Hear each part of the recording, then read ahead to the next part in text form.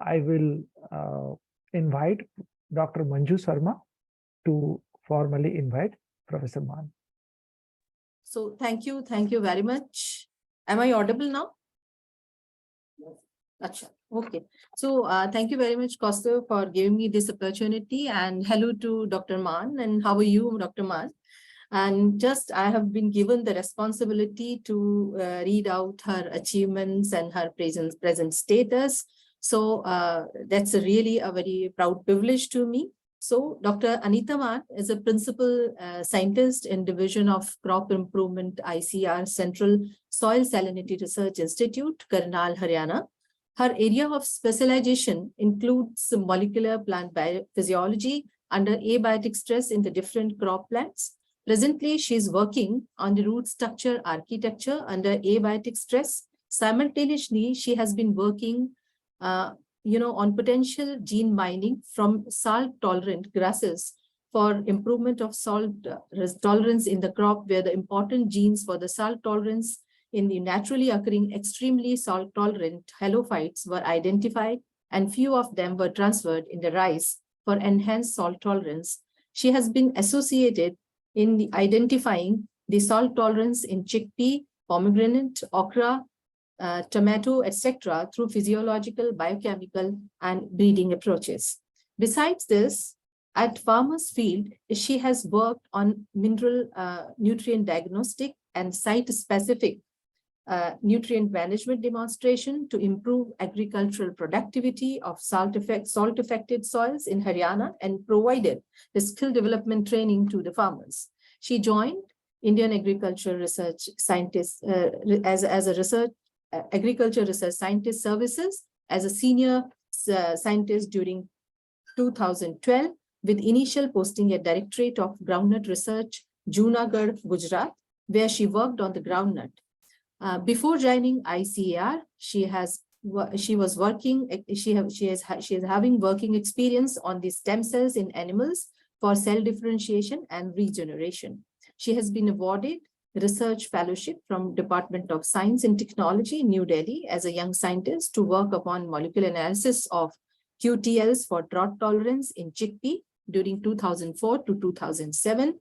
She was awarded research associateship by CSIR New Delhi to work on the cultivar identification using molecular techniques funded by Council for Scientific and Industrial Research, New Delhi, during 2001 to 2004. She holds the doctorate in plant physiology from Chaudhary Charan Singh Haryana Agriculture University, Hisar, and she has published around more than 60 research papers in national and international peer-reviewed journals, including book chapters, journal articles, bulletins, etc. And she also presented many of them in the national and the international conferences, workshops, and the seminars. She has delivered many TV and the radio talks at All India Radio, Hisar, and Doordarshan.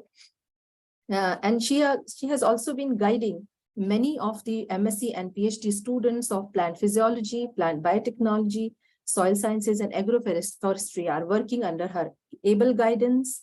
And she is the member of editorial boards as well as the review board of high impact factor journals, including Scientific Reports, BMC Plant Biology, Planta, Frontiers in Plant Sciences, etc. So with this, now I don't want to be between you and Dr. Mann, and I just want you to enjoy her excellent talk. And I invite Dr. Mann to take over the mic. Thank you, Dr. Manju and Dr. Costa. I think it was a little bit big introduction. I don't deserve that much. Am I audible now? Okay. So I think I should straightway share my slides. And is it visible? Madam, it is visible, ma'am. Okay. So first of all, I would like to thank ABT and the designated staff and respected Dr. Rajinder sir to invite me for this talk. It is a learning experience for me also to share my views. Actually, this is not a subject specific talk. It's a journal thing about the agricultural research, because as I was told by Dr. Sangeeta, that the students, they are not that much aware about agriculture and what is this research and how it is going upon in my organization. So this is, we can say, sort of introductory things. So I have chosen the topic that what is the contribution of agriculture research for sustainable food security. Now, first of all, we should know what is sustainable food security, because we are living in a world and food is our primary requirement. So a system which should be able to deliver food and nutrition to everyone on this planet. So that is the sustainable food security. And in addition to that, the economic, social, and environmental basis which are required to generate this food, and that too nutritious food to present generation and future generation as well. So these factors are also should be taken into account, because it should not be like that we should be concerned only in the present situation and no food is left for our future generations. So we have to take care of present as well as future.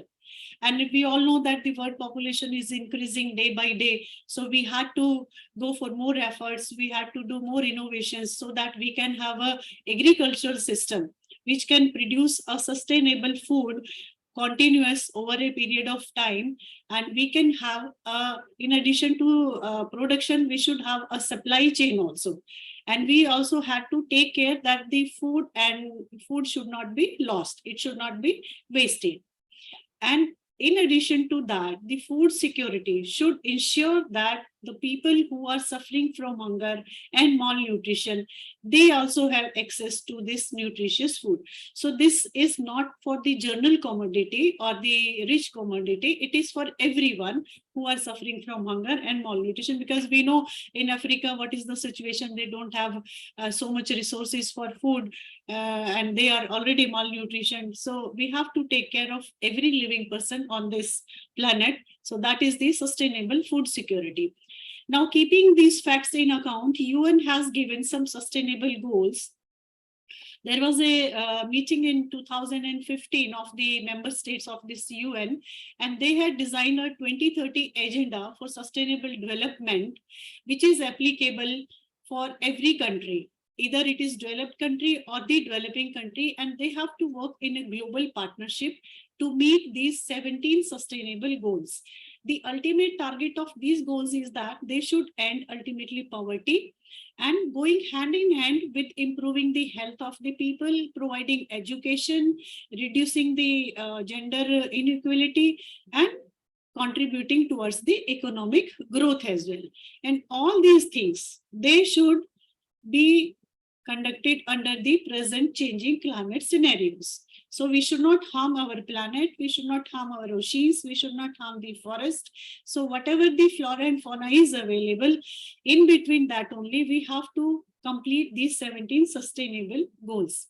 Now these are the goals which have been designed by this UN member states, and agriculture has to take care on this climate action as well as to mitigate the zero hunger. Although all these are correlated, because good health, if you have enough food, certainly your health will be good, your education will be good, gender equality will also be maintained, and these clean water, clean energy, these are also part of a clean environment. So all these are correlated, interrelated. So we can't say that we have to work upon one, but based on your sector, you can select that. Of course, yes, we'll be working on climate change, we'll be working on zero hunger, because the life below water and on land, that is also part of agricultural research. So we have to take care of each and every goal. Now, I'll give a short example. Although it is from Africa, just many years before the start of this sustainable goals, in Zimbabwe, we all know that in African countries, there was already short of food products. So 6 women, they made a small group, and they went for certain training at this Junga School of Bakery, so that they themselves can learn, they can have training, and they can produce their own breads and other edible items.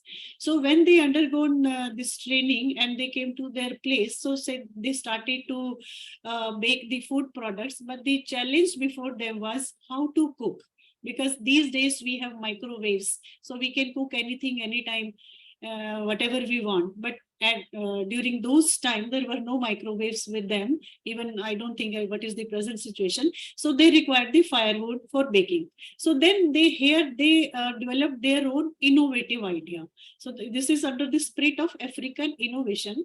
So what they thought, they used biogas from the animal dung, and from this biogas they developed certain chambers and they make them as ovens, so they could do their own baking. So the idea is that they undergone some training, then they had some innovative ideas, and ultimately they produced some products which were sufficient for everyone in their particular area. Now, years after that, now these women, they are no more part of the sustainable developmental goals. But you see, from this little innovative idea, they could complete the zero hunger title or the zero hunger goal, because they were providing food to their community, and they also improved the well-being of their community. Once they are sufficient, once they are having sufficient food, so certainly they will be able to maintain good health and their well-being. And in addition to that, since they had undergone their training, so they were providing education to their children and their future generation as well. And since these were women, so they are also maintaining the gender equality. So it is not a part of only men. So we can see that how under deficient conditions, these goals have been fulfilled based on their demand and the necessity, I should say. Now, if we come to India and we see what is the status of agriculture in India, first of all, India ranks first in the world when we talk about the agriculture or the cultivation, followed by US and China.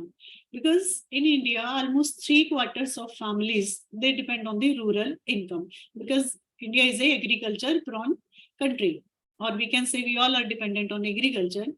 And the majority of India's poor population is approximately 770 million people, or about 70% people, they reside in the rural areas. So, and we all depend on this rural income or the rural agriculture for our cereal crops, for our fruits, vegetables, milk, as well as all our day-to-day requirements. So how to overcome these issues? For that, we need a productive, competitive, diversified, and sustainable agriculture sector, so that it can meet the demand of the increasing population at an accelerated pace. Simultaneously, when in what pace the population is increasing, so the food also should be produced as well as provided at the same pace. When we talk about the agricultural land, since India is the global agricultural powerhouse, we are the world's largest producer of milk, pulses, and spices. India has the world's largest cattle herd, buffaloes or the cow. And we have the largest area under cultivation for wheat, rice, and cotton crops. And we are the second largest producer of rice, wheat, cotton, chickpea, sugarcane, fish, sheep, goat meat, fruit, vegetables, and tea. And we have approximately 195 million hectare area under cultivation. And from this 195 million hectare, 63% is rain-fed, while 37% is irrigated. Rain-fed means when there is no direct source of water for the irrigation to the agriculture field. So this is totally dependent on the rains. So whenever there are rains, depending on the season, the farmers, they grow the crops which require less water, so that the rain, they can fulfill their requirement. While this 37% area is irrigated. Irrigated means they have sufficient source of water, either through canals or tube wells or whatever it is. So we can see that this area is very much less. We all know why, what is the reason. So out of this 195 million hectare area, 130 million hectare area is under cultivation of food grains. So we can say the majority of agriculture is targeting the food grains, and the rest 65 million hectare area is under the forest. So from this, you can see this is the recent situation of India. What is the status of production? during 2022, we had a record production of food grains accounting to 316 million tons, and from which 128 million ton was rice and 112 million ton was wheat. So this production of food grains was approximately 25 million tons higher than the previous 8 to 10 years. So we can see the production is increasing. So this figure shows actually this is the estimated values, because the Department of Agriculture, Cooperation and Farmers Welfare, they predict the production based on the area which is under cultivation, and this is the actual production from the last 5 to 6 years. So to meet all these requirements, how these food grains, how this much food grains is achieved, which is a more than expected production, there are certain challenges, because agriculture is not that simple that we totally dependent on rain, we are totally dependent on resources.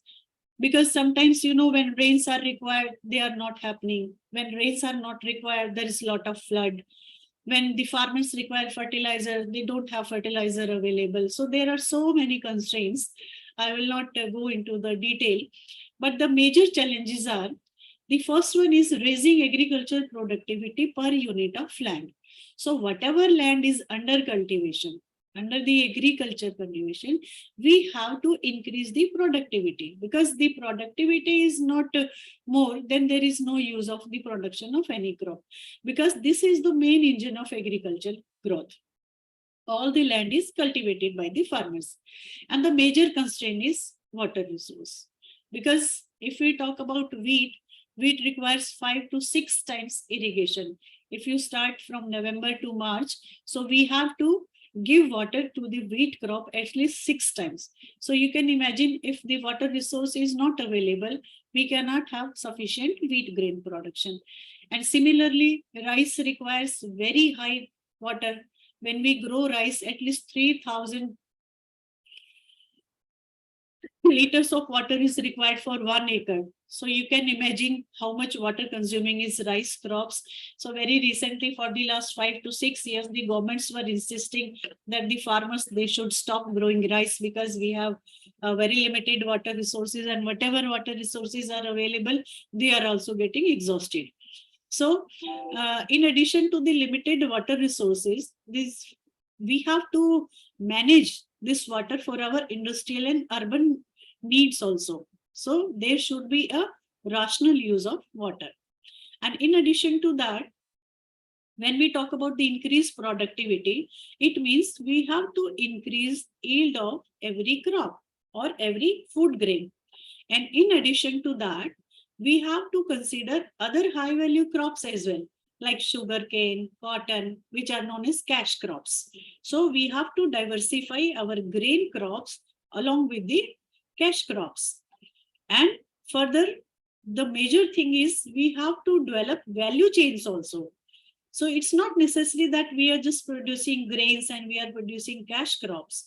We have to develop our own products also, so that the marketing cost of those products can be reduced in-house. Otherwise, we will have to import those products, and that will increase the marketing cost. So these factors we have to consider.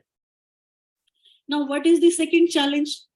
When we are talking about yield and all other things, simultaneously, we have to reduce the rural poverty, because this is our social foundation. When we are living in a society, we have to take care of each and every person. So to reduce this rural poverty, we have to compromise both agriculture as well as non-agriculture. Means we have to provide employment to the person who are not actually in agriculture. And to fulfill this target, even the World Bank and the governments, they are also upon it, or they are also pushing that to alleviate this poverty through the developmental efforts, through different programs. And this rural development actually should benefit the poor and the person who are not having any agricultural land, the women, or the person belonging to special caste who do not have any resources or who do not have any agricultural land. So in our system also, we have special projects or special budgets for these special peoples so that they can be provided all type of facilities along with the agriculture. The next challenge is that we should ensure the agricultural growth should respond to the food security needs. So whatever demand is available in the market, the agricultural growth should meet that target. And we all know that before 1970s, what was the situation of grain in India? We were importing wheat from Australia and US to fulfill the demand of our people. But with the ideas of Dr. Norman Borlaug and Dr. M.S. Swaminathan, who brought about this green revolution in 1970s by bringing the high-yielding wheat varieties, we were able to cultivate them with using modern technologies of at that time, not of at present time, by using fertilizers, by using some machineries, by using appropriate nutrients. So, and the insecticides and pesticides of that particular requirement. So after this green revolution, we were able to overcome the demand of food deficiency in our country, and there was no threat of famine, because earlier we did not have any sufficient food grains, and India has already faced famine situations earlier. So this intensification was then further progressed upon during 1970s to 1980s. And if we talk about the present scenario, we are now self-sufficient. Rather, we are exporting our food grains, wheat and rice and other grains, to other countries. So this is the only and only advantage of green revolution, that now we are able to feed each and every mouth in the country.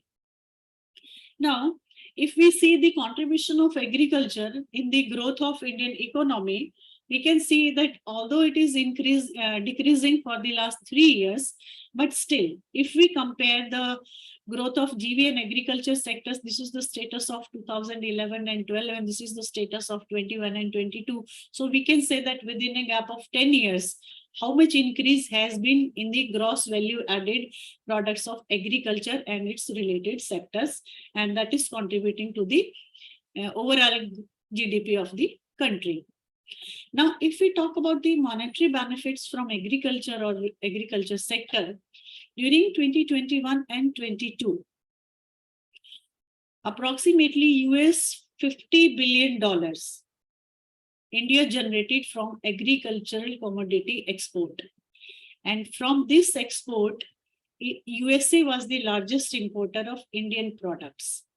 And India at present imports its agricultural and horticultural and other processed food products to more than 120 countries, including Japan, Southeast Asian countries, SAARC countries, European countries, as well as United States.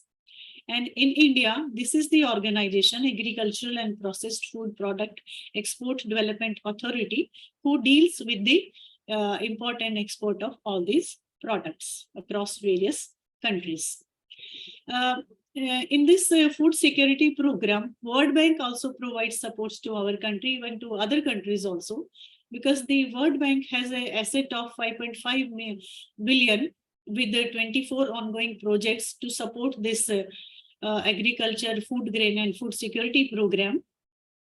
So this is the actually biggest program in India, which is supporting this targets, and the main targets in India are agriculture, watershed, and natural resource management.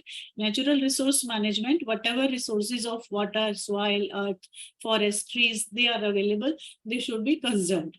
And agriculture and watershed is based on the farmer field situation. And then water and irrigated agriculture. This is also based on different climatic zones of India, where there is sufficient water, or where there is irrigated water, or where there is no water. And then rural livelihood development. So in addition to being focused on the agriculture sector, we have to improve the livelihood in the rural areas. So over the years, the World Bank has been supporting food security, nutrition, agriculture, rural development, along with other sectors are also there related to some industries and some other things also. But we are concerned with their agriculture only. So similarly, this Food and Agriculture Organization, FAO, this is also an organization of UN, which also provides support in different aspects to achieve the goal of food security and targeting the agriculture market also. Because when we talk about the import and export of the agricultural products or the agriculture food, this FAO decides what should be the price in the international market. So this FAO has a food price index, which measures the monthly changes in international prices of a food basket. So based on the demand and based on the requirement, the prices, they are decided and under certain policies. So this FAO has a Food and Agriculture Policy Decision Analysis Tool, FAPDA, which is having a database of so many policies, approximately 18,000 national policy decisions and 3,000 national policy frameworks, which are applicable over 150 countries across the world. So all these organizations are in a way, we can say, interlinked so that they can stand in a international market. It's not that we can decide our own prices in our own country. We have to follow the FAO policies. We have to follow their guidelines. That is why you can see that the prices of different food crops or food grains are changing with respect to time and time. So we have to make our position in the international market as well. So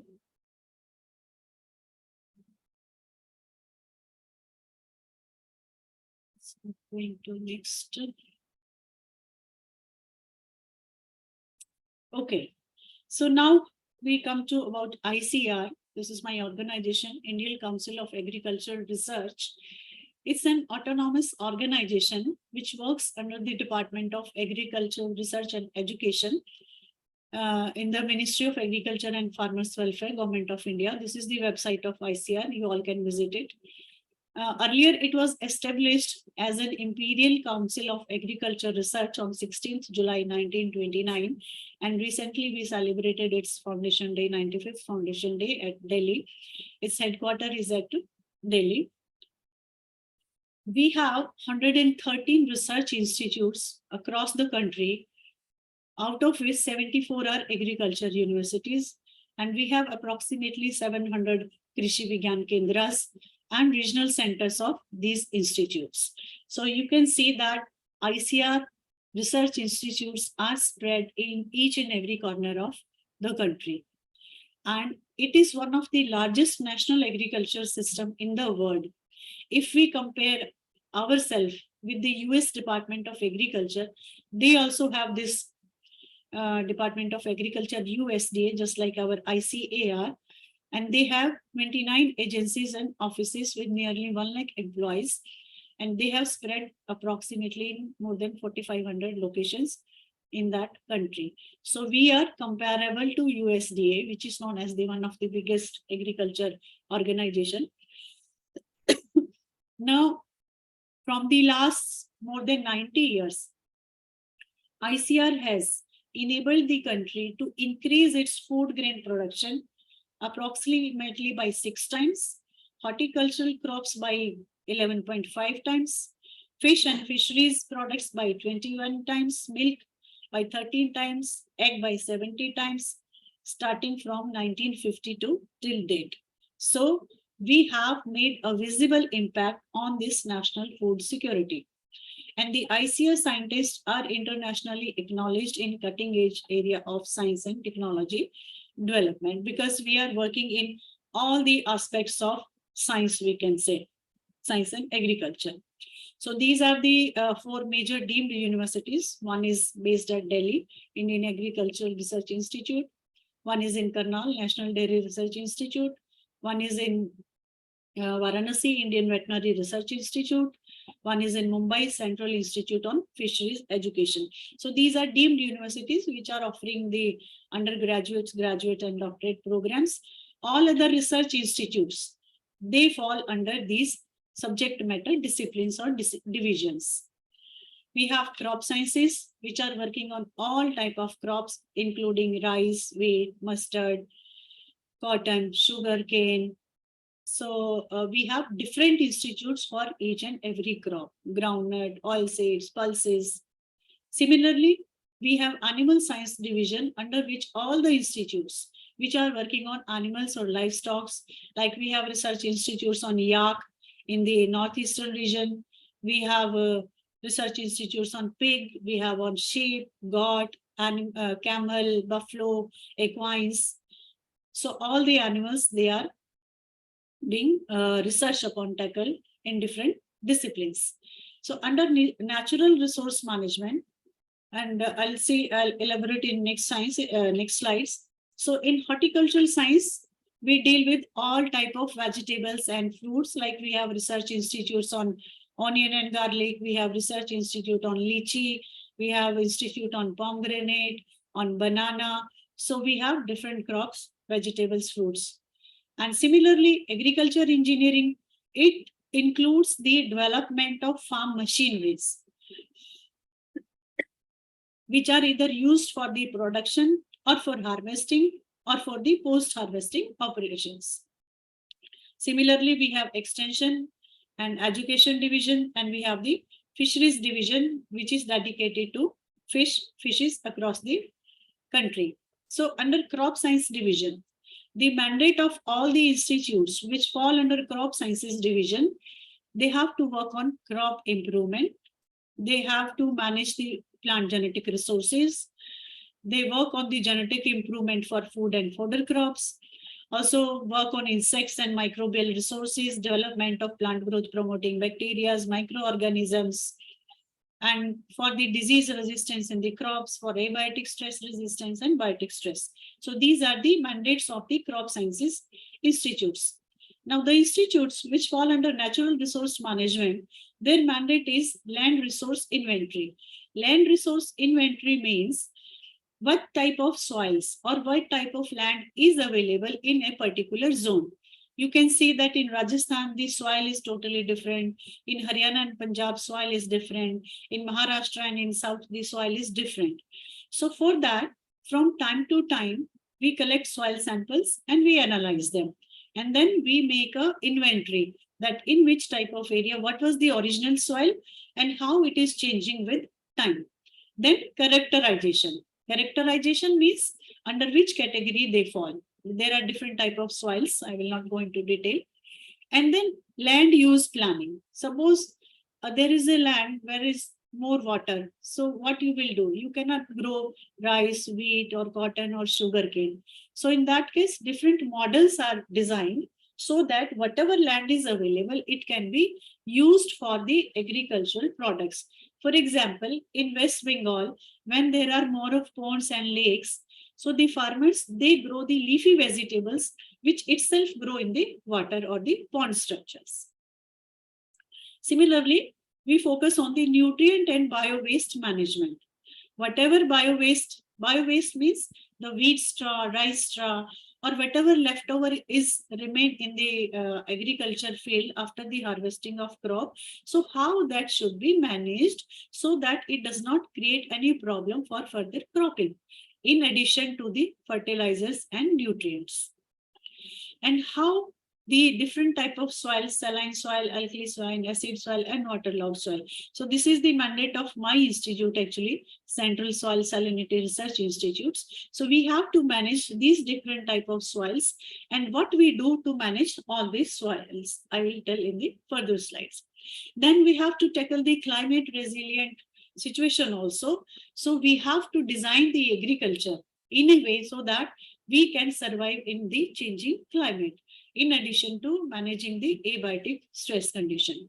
Now we have coastal agriculture also, the regions which are available in the coastal area. So we then select whatever crops are available in the coastal region, and mostly rice is grown in the coastal area. Similarly, in hill agriculture, in the hilly area when there is very low temperature, so what is the suitable crop for that particular area and what are their management and practices. So all these are mandates of different institutes, and based on these mandates, then they define their own experiments. Now, in agriculture education, the target is to provide a good quality agriculture education in different areas or different zones. And in addition to that, Also to strengthen the agriculture university system to meet the present level of international competition of education. So the agriculture education division is taking care of that. And I must tell you that earlier the female candidates or the women students, they were very few in the agriculture universities. Even when I talk about myself during when I passed in my 10th in 86 or 87, there was no option for girls to go for BSc Agriculture after passing 12th in 89. But now, if we talk about the agriculture classes, out of 30 students, at least 20 students are the female students. So this is a very good impact of agriculture. And similarly, we have agriculture extension division also.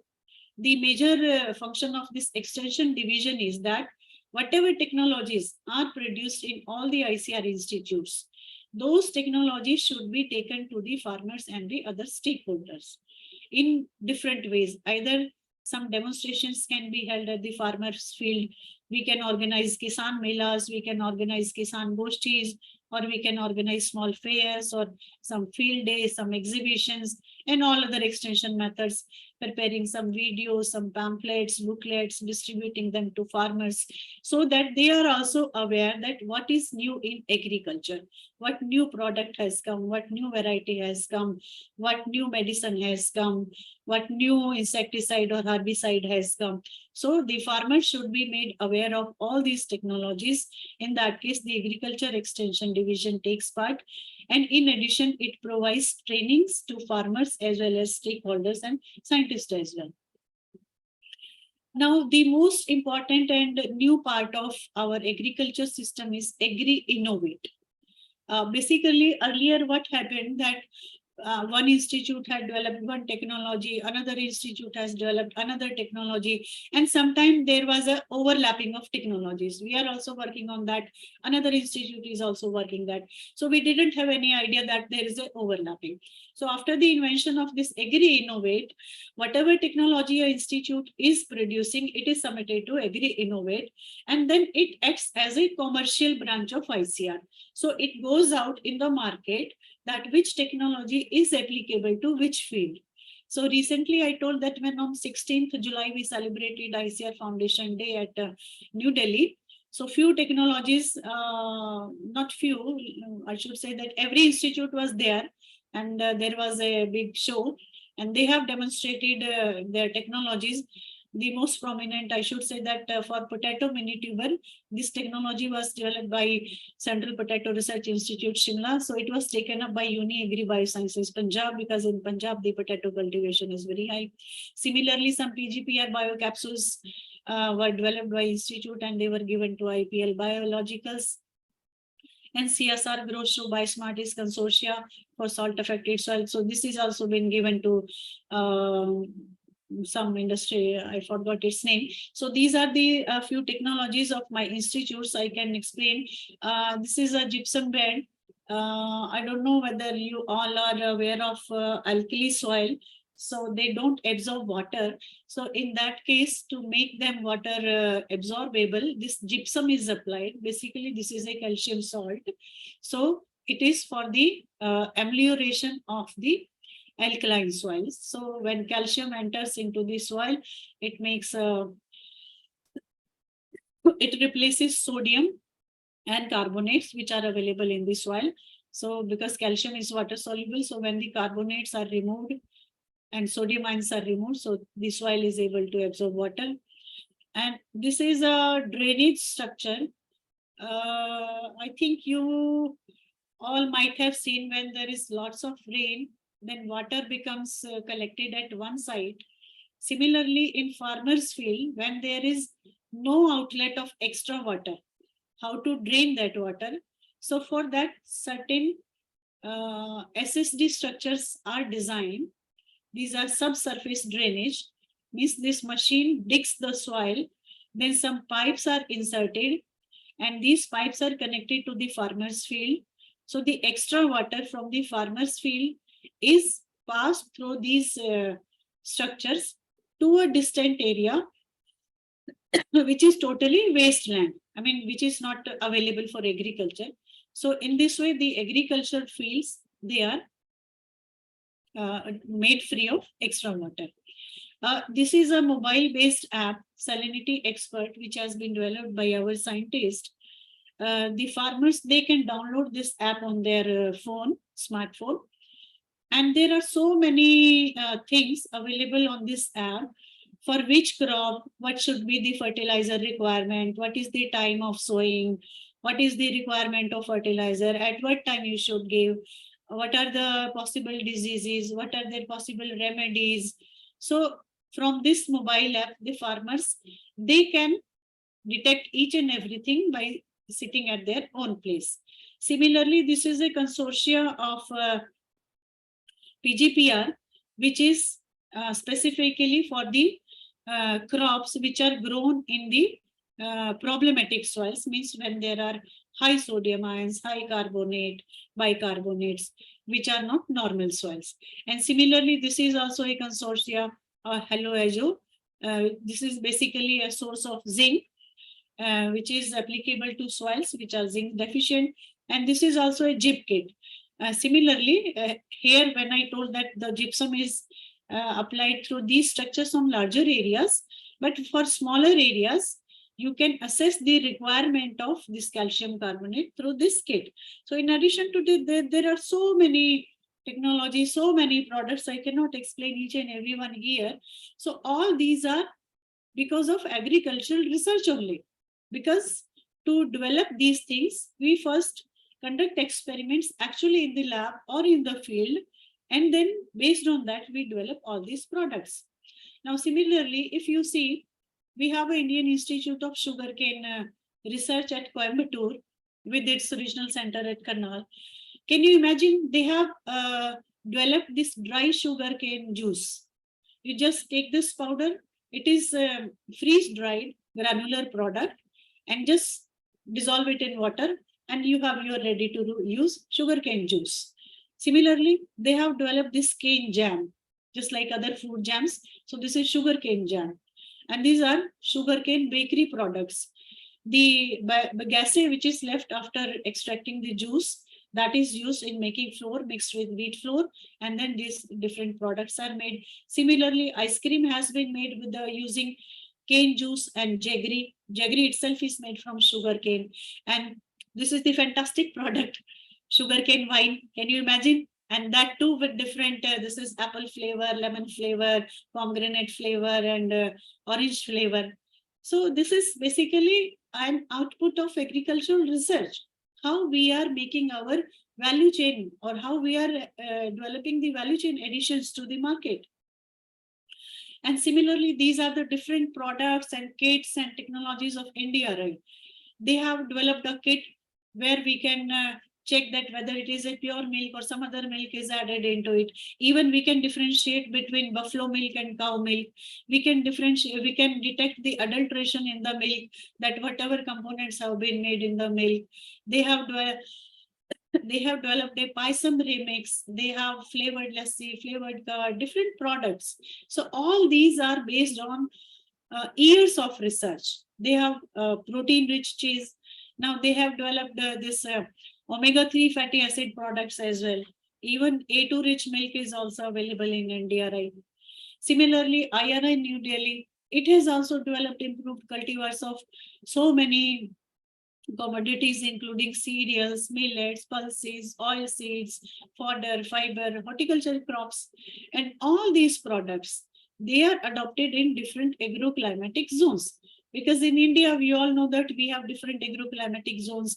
What is in Himachal, what is in Jammu and Srinagar, what is the climatic condition in northern area, central area, eastern area, western area, south area. So we work upon different aspects so that the farmers or the general community in each and every logical zone should benefit from our research. Now, this is a recent inventory. It was displayed at our foundation day that the equine production campus at Bikaner, they had developed a clonal, you can say, fall. This is the horse child is known as fall, using the embryo transfer technology. So this is a great achievement, and this is first in India. which have been developed by using this embryo transfer technology. The embryo was taken from at the blastocyst stage from the donor, and then it was transferred to the recipient mother, and after a full gestation period, you can say there is a healthy clonal calf or the foal. So just like this, there are so many technologies, so many products, we can say. Now, when we talk about the thrust areas of research, specifically plant science,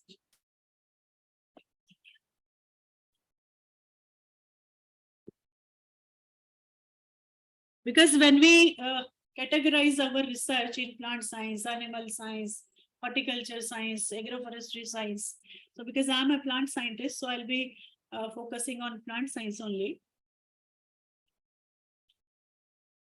The mandate of my institute as well as other plant science institute, first and major mandate is to develop the improved varieties.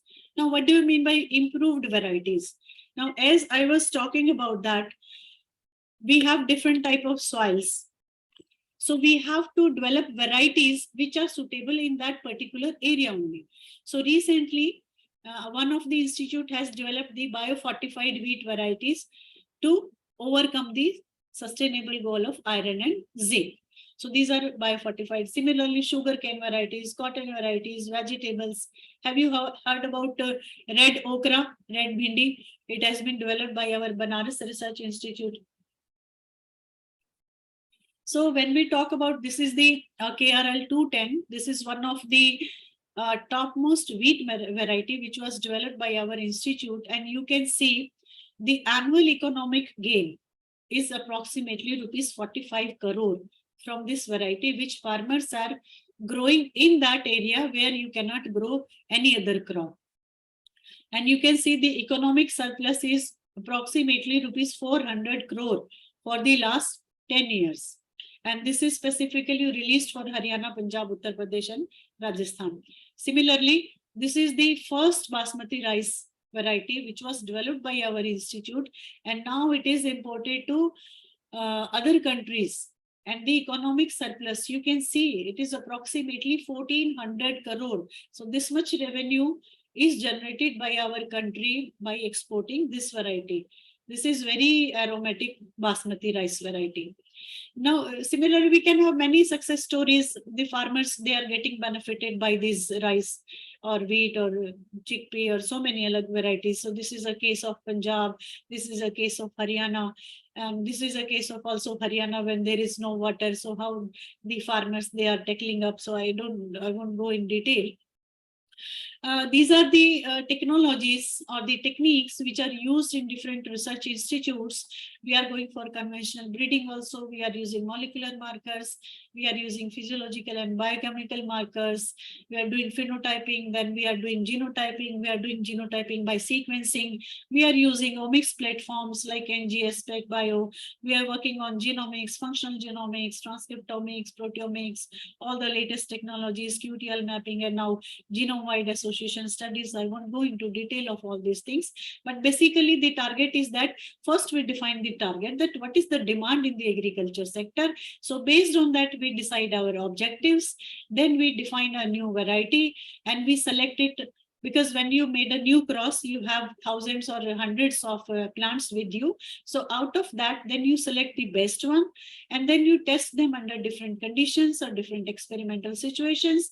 And when the plant performs well, then it is released as a new variety, and it is then it goes to the agriculture market, and the seeds is produced and distributed. So again, this circle is going on for the development of new varieties. So this is the traditional formula, that one plant is having a very good quality, the other plant is not having very good quality, but it has very high yield and very high disease resistance. So the plant breeders, they make a cross of these two plants, and over a period of years, 4, 5, 6, 7 years, they finally attain a plant which is having very good quality as of this donor plant, very good yield as of this recipient plant, and in addition to disease resistance. Because whenever we release a new plant, it should have all the traits. So these are certain traits which should be taken into account, what you are supposed to study. This is also a flow chart that the metabolites, genes, genomic selection, marker-assisted selection, biochemical markers, epigenetics. So these are the areas or the themes which we are working on all. So when we talk about specifically in my lab, we are working on halophytes. We have generated their transcriptomic data, and we have identified few genes which have been transformed in rice for increasing their tolerance capacity. We are also working on the efficiency of nanonitrogen, how it is able to save the cost of traditional urea, because this is very economic in comparison to traditional urea. So we are also working on farmers field to manage the nutrient deficiencies through the site-specific nutrient management. We are also working on development of core set or mini set of different crops, rice, wheat, mustard, chickpea, lentil, because when we have thousands of varieties or plants, we cannot go with them. So out of 100 or out of 2,000, 3,000, we have to cut down a short core set of ranging 50 to 100 plants. So this you can see that whatever data we have submitted on NCBI, the transcriptional data, the expressional data, and then we have defined a mechanism that how the plants they survive under abiotic stress conditions, different factors they are taking place, because abiotic stress is not a single gene character, it is a multigenic character. So whatever the stress is there, drought, cold, heat, salinity, or pollution, so the mechanism is almost similar. It depends what is the triggering factor which initiates this process, and what is the factor which ultimately provides resistance. So I will not go into detail. Recently, we had submitted a project on genome editing also, because this is the requirement of time, and we have to move with the present research station research issues at the international level. So I don't think what will be the situation in further. You all might be well aware of GM crops that initially the tomato was developed in 1994. Then China released transgenic tobacco in 93, and BT potato was also there, and BT cotton, you might be knowing how it was widely accepted by the farmers, BT maize and BT corn also. And then herbicide resistant soybean is also well in demand in agriculture.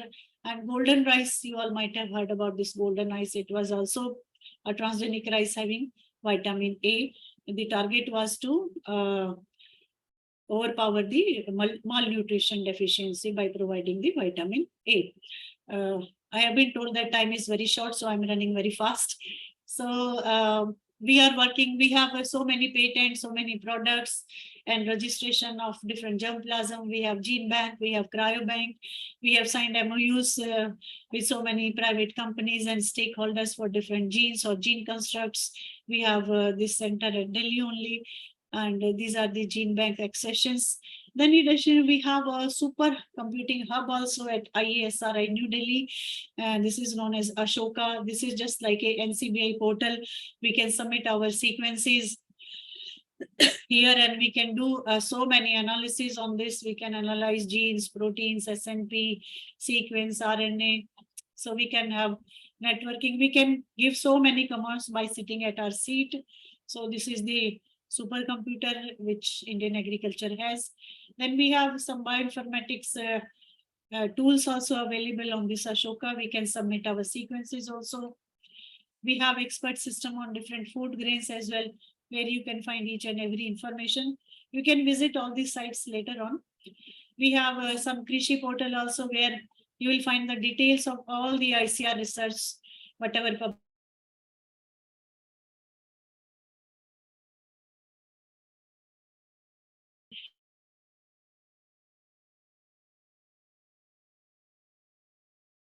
call on phone, and they can have all the advisories as and when it is required.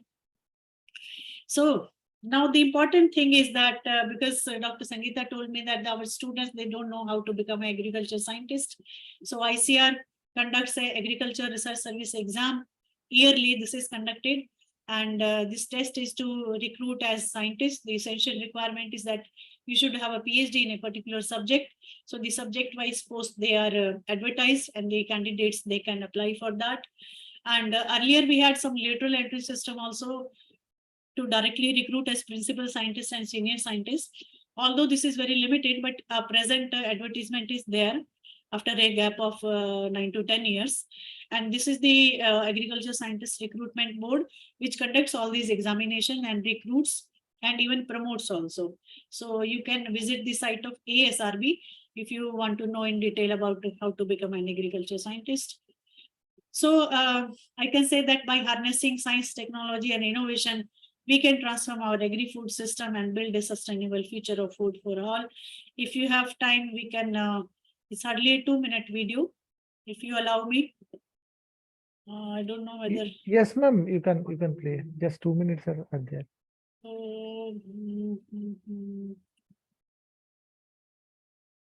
Hardly 2 minutes. Ma'am, it is not playing.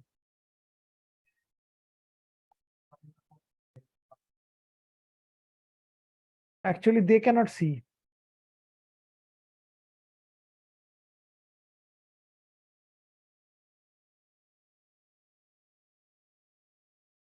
Ma'am, this is not playing. Ma'am, the video is not playing.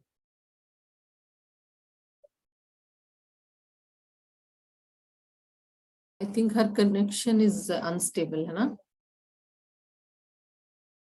It's not due to connection. I think she had to share screen. Okay. It is not going to work.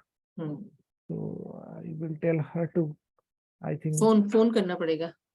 Sangeeta ma'am को phone कर देते हैं. So I can think you hear me? Yes, sir. Okay. it's moving now. Mhm. It's moving now. Madam, we can't hear you. Hello, ma'am. She's Okay, not okay. mute. No. Now it has been. No, Ma'am, but can you hear us? Yeah. Yeah, Actually, yeah. I'm not able to stop. Yes. So YouTube. there is a problem, but Hmm. it's okay, ma'am. So our Let me, because I'm not able to hear you, no? Ma'am, am I audible to you? I think it stopped. Ma'am, Yeah. ma'am, you have to share separately that video. Okay. So it was not visible? Yes, no, ma'am. there's no video on. Oh. You have to share again, ma'am. Anyhow, I have given the link in the slide, so I think these students. Yes. Yes, ma'am. Just copy that link on your browser and then share your browser only. It's okay. Students can watch. So, ma'am, there, Professor Rajendra Prasad, our director of our institute, is here. So probably you will have a few words. Dr. Anita, I spoke to you before the talk. Can you hear me? I think my slide is gone. That's okay. Okay. So anyhow, I think I have finished also. Can you hear me? Yeah. Okay. So I heard part of your talk because we have another meeting going on at the same time. So I think, but what I could hear, very fascinating. I'm sure the students are going to benefit. And who knows, we may turn out some agriculture scientists also from this group of students. And thank you really for taking time, and thank you for agreeing to delay your talk because we had a overflowing program going on somewhere. And maybe next time, Sangeeta, if you are there, we should try to get her physically here so that we have a good interaction with us and the students, and she should also see our setup, and maybe we can even think of some kind of collaborations and things like that. And also, we always look forward for student internship. So those who are interested in agriculture aspects can certainly take the benefit of the situation. So, madam, thank you very much. And you are the authority, and that is evident from your talk. Sir, thank you very much. Dr. Costa, next sir. time when we have this plant fascination day, Yes, remember to catch her. sure. So, because she'll be very motivational talk. So, madam, thank you very much. And who is coordinating? Costa, you? Me. You Yes. take care, please. Thank you, madam. Thank you, Wish sir. to, wish to meet you soon. Thank you, sir. Sure. So anyway, sir has given already what was supposed to be the vote of thanks. And No, I did not give any vote of thanks. You go ahead. I mean, Mine was very personal thank. no, that was more than I think appropriate. So anyway, students also have to run for another program. So thank you, ma'am. Thank you for your time, and thank you for students for your attendance. And probably you can go ahead with your next program. We will finish it here. Okay, ma'am. Thank you so much. Okay, thank you Bye-bye. very much. Thanks all.